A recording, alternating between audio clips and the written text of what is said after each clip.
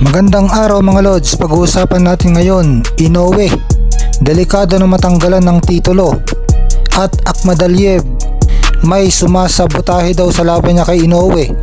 Ayon sa promoter ng Akhmadaliev na si Eddie Hearn, na umaasa daw ito na tatanggalan ng WBA belt si Inoue dahil sa ilang ulit na nitong tinanggihan na labanan ang kanyang WBA mandatory challenger na si Murodjon Akhmadaliev.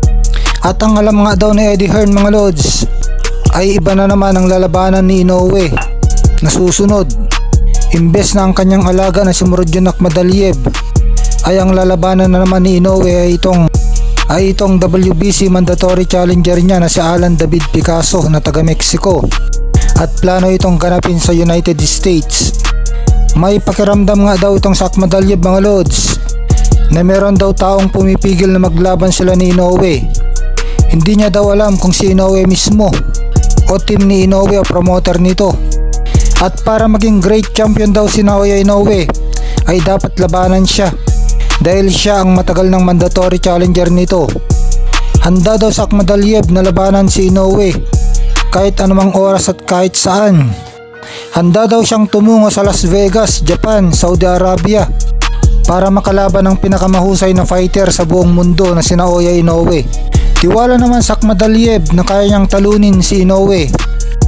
Lagi niyang ginigiit na nasa kanyang skill set para talunin itong si The Monster. Mas malakas daw sa Akhmadaliev sa lahat ng nakalaban ni Inoue.